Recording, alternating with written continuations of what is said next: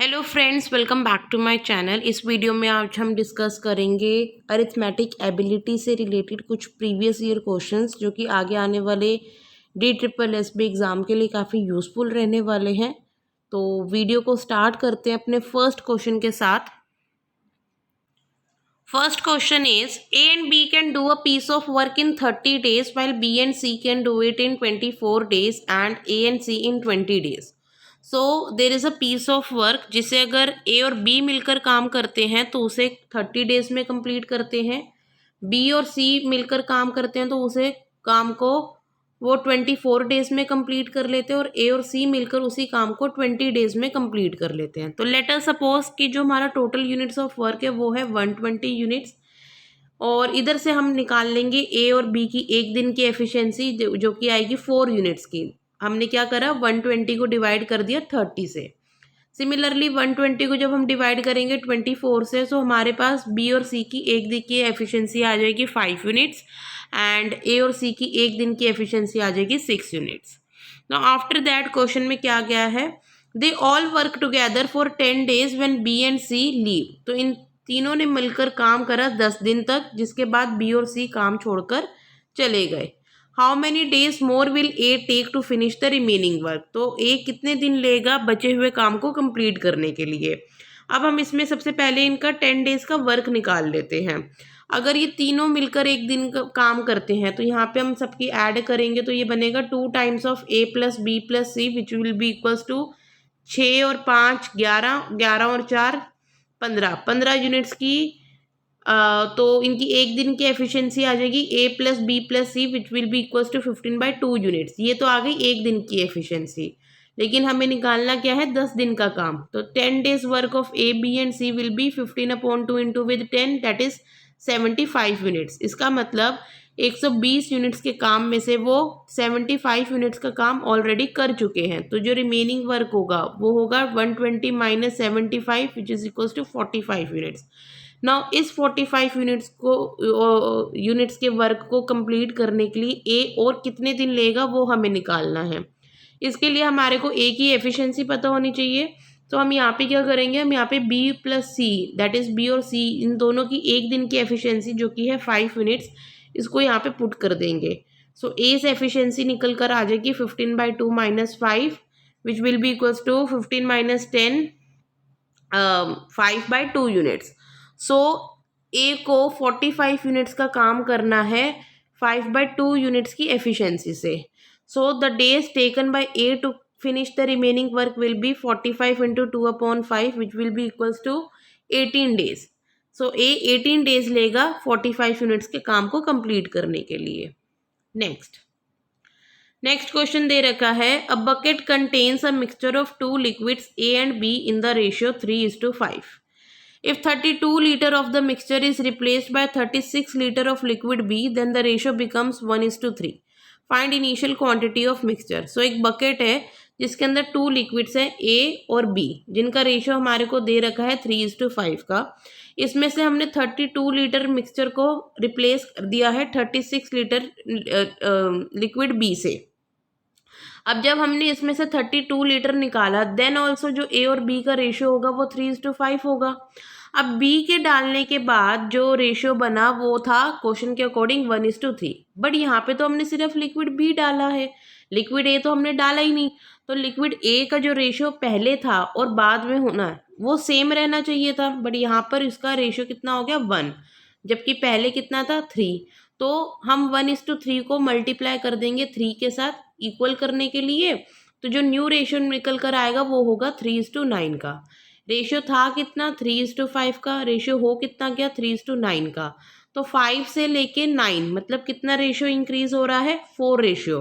5 ratio से 9 ratio हो गया, दैट इज 4 रेशियो इंक्रीज हो गया। और 4 रेशियो क्यों इंक्रीज हो रहा है, क्योंकि हमने इसके अंदर 36 लीटर डाला है लिक्विड बी का। तो 4 रेशियो की वैल्यू इक्वल आ गई 36 लीटर के। सो 1 रेशियो की वैल्यू कितनी आ गई 9 लीटर के। अब क्वेश्चन में हमसे पूछा क्या था, हमसे इनिशियल क्वांटिटी पूछी थी लिक्विड की। सो इनिशियल क्वांटिटी कितनी होगी 3:5 प्लस 32 लीटर जो हमने निकाल दिया था मिक्सचर का। तो 3:5 that is 8 ratio plus 32 litre. अब 1 रेशियो की वैल्यू कितनी आई है 9, so 8 into 9 plus 32 that is 72 plus 32 which is equals to 104 litre. So initial quantity of the mixture was 104 liter. Next question is, if 1200 amounts to rupees 1323 in 2 years at compound interest compounded annually, what will rupees 1600 amount to in 3 years at the same rate? So हमारे को एक amount दे रखा है और एक principal दे रखा है. Principal था 1200 का, अमाउंट वो बन चुका है 1323 का. हम इसको सिंप्लीफाई कर लेंगे by cancelling out with the table of 3. So cancel out करने पर आ गया रेशियो 400 और 441 का. नाउ बिकॉज टाइम जो हमारे को दे रखा था क्वेश्चन में वो 2 ईयर्स का दे रखा था, तो हम इन दोनों के स्क्वायर रूट कैलकुलेट करेंगे. स्क्वायर रूट ऑफ 400 होती है 20 और 441 की स्क्वायर रूट होती है 21. इसका मतलब हमारे जो 20 रुपये थे वो अब 2 साल के अंदर 21 रुपये बन चुके हैं. कितने का इंक्रीज हो गया? 1 का. कितने पे? 20 पे. इंटू कर देंगे 100 से, तो हमारे पास रेट ऑफ इंटरेस्ट कैलकुलेट हो गया 5% का. अब हमारे को बताना है कि अगर हम 1600 के अमाउंट को सेम रेट ऑफ इंटरेस्ट पर 3 साल के लिए कंपाउंड इंटरेस्ट पर देते हैं तो वो कितना अमाउंट हो जाएगा. अब अमाउंट का फॉर्मूला क्या होता है? Principal plus compound interest. इसके लिए हमारे को कंपाउंड इंटरेस्ट पता होनी चाहिए. 3 साल की निकालनी है तो 1, 1, 2, 1, 2, 3. इस तरीके से हम यहाँ पे 1600 का 5% कर देंगे 80. अब ये वाला जो पोर्शन होता है ये सिंपल इंटरेस्ट होता है. सिंपल इंटरेस्ट तीनों केस में सेम रहेगा, तो यहाँ पे हम 80, 80 और 80 पुट कर देंगे. इसके बाद हम इसमें यहाँ पर अमाउंट निकालने के लिए हम 80 का 5% करेंगे जो कि होगा 4.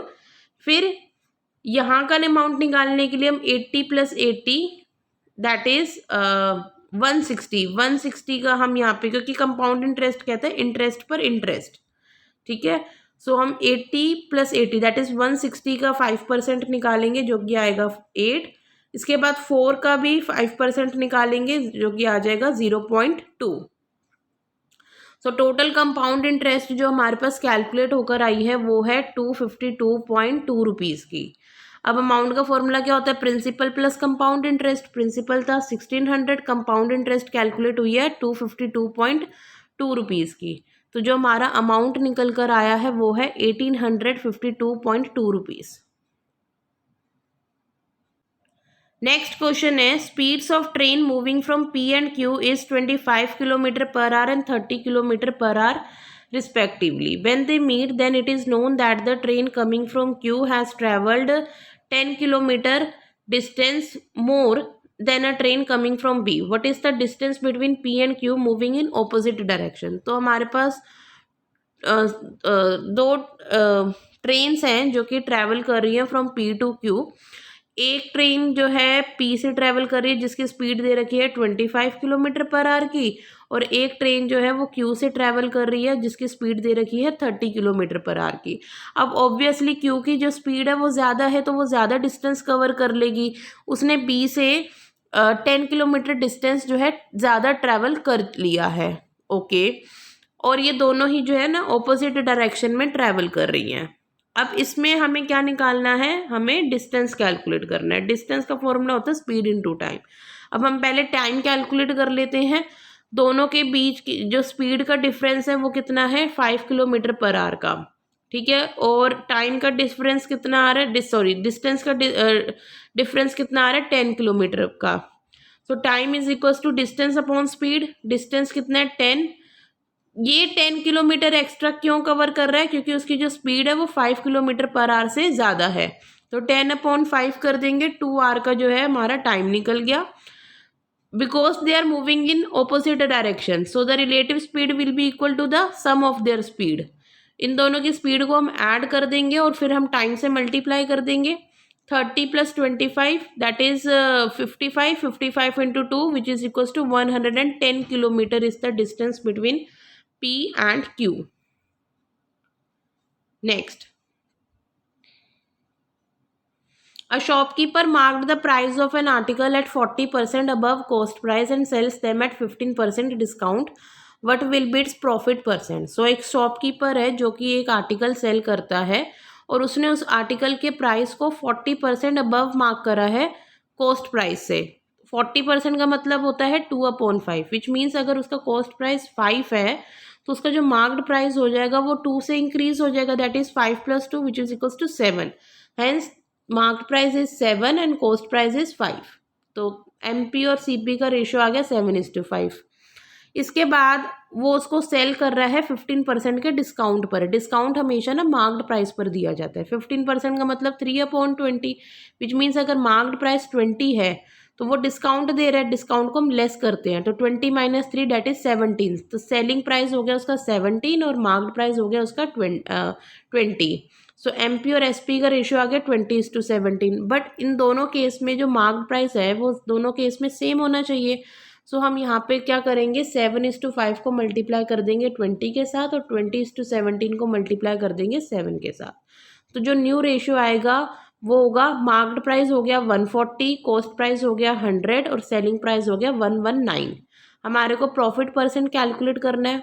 100 का चीज़ को वो 119 करके बेच रहा है तो मतलब उसको 19 रुपीज़ का प्रॉफिट हो रहा है। कितने पे? 100 पे। इंटू कर देंगे 100, दैट इज 19% का उसको जो है प्रॉफिट हो रहा है। Next, in A class of 45 students, एक क्लास है जिसमें टोटल 45 स्टूडेंट्स है। The average marks of 16 students is 58। तो जिसमें से जो 16 स्टूडेंट्स हैं उनका तो एवरेज मार्क्स हमारे को दे रखा है 58 का। That of another 17 students is 62 और बाकी के 17 स्टूडेंट्स का जो है 62 है। And the average marks of remaining student, और रिमेनिंग स्टूडेंट्स मतलब टोटल तो 45 थे जिसमें से 16 और 17 दोनों स्टूडेंट्स का दे दिया, तो 16 और 17 को ऐड करके हम 45 से माइनस कर देंगे जो कि आ जाएगा हमारे पास 12। तो बाकी बचे हुए 12 बच्चों का जो एवरेज हमारे को दे रखा है वो है 65। What is the average marks of the whole class correct to 1 decimal place. तो हमें बताना है कि अगर हम पूरी क्लास ले तो पूरी क्लास का एवरेज मार्क्स कितना होगा। ठीक है, अब हम यहाँ पे टेबल बना लेते हैं। यहाँ पे हम एवरेज और यहाँ पे हम नंबर ऑफ स्टूडेंट्स रख लेते हैं। 16 स्टूडेंट्स का एवरेज क्वेश्चन के हिसाब से 58 है, 17 स्टूडेंट्स का 62 है और 12 स्टूडेंट्स का 65 एवरेज है। नाउ लेट अस सपोज जो हमारी एवरेज है ना वो 62 है। ठीक है, अब अगर हम कहें कि इस वाले स्टूडेंट्स के ग्रुप को हम इसमें ऐड कर लेते हैं तो हमारे को यहाँ पर जो है 4 का लॉस हो रहा है और ये लॉस कितने लोगों से मिलेगा हमारे को? 16 से। तो 4 का लॉस हो गया 16 लोगों से, ओवरऑल कितना लॉस हो गया? -64। सिमिलरली अगर हम इस ग्रुप को कहें इस ग्रुप में ऐड होने को, तो हमारे को यहाँ पे प्रॉफिट हो रहा है कितने का? 3 का, बिकॉज 65 - 62 करेंगे तो 3 का हमारे को प्रॉफिट हो रहा है। और कितने लोग ये प्रॉफिट हमारे को देंगे? 12 लोग हमारे को ये प्रॉफिट देंगे। तो ओवरऑल हमारे को क्या हो गया?